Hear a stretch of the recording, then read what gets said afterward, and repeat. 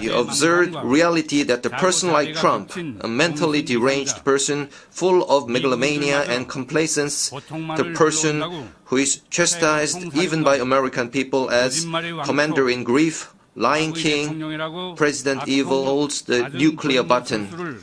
These are what constitute the gravest threat to the international peace and security today.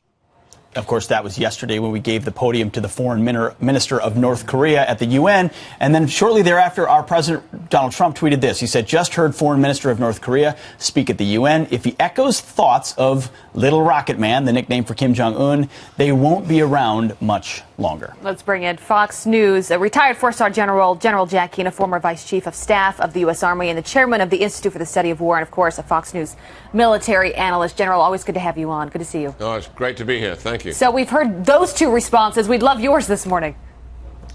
Well, I think, I've been watching President Trump for 9 months very closely and listening to all of his advisors and what they're doing. And I really believe the strategic framework for the United States has changed rather dramatically.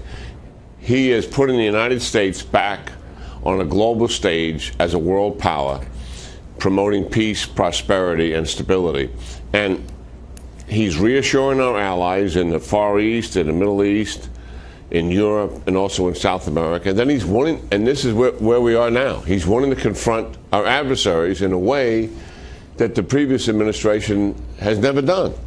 And the other thing I think, when I think about what Trump is doing with Kim Jong-un, this is about big power competition. And when you think back on it historically and strategically, Roosevelt, Kennedy, Reagan, and now Trump.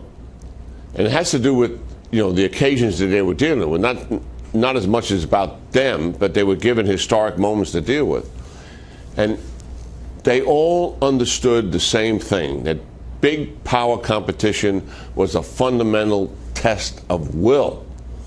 And Trump, I think, instinctively knows this. General, and that's what's going on. General, do you believe we've had now more than 20 missile tests flying over our allies in many cases, the president saying that at some point we're going to cross the line. Is it your sense, would you be advising President Trump today that we are nearing a point where we're going to have to take a preemptive move or respond in something more than what we saw yesterday, which was a simple show of power buzzing with our B-1 bombers?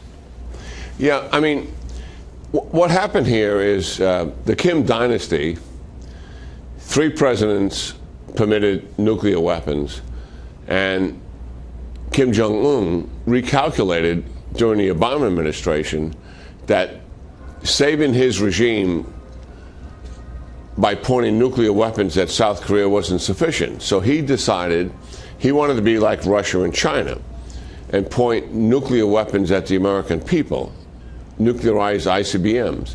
And that would absolutely preserve his regime, probably influenced a little bit by what happened in Iraq, even more so by what happened in Libya.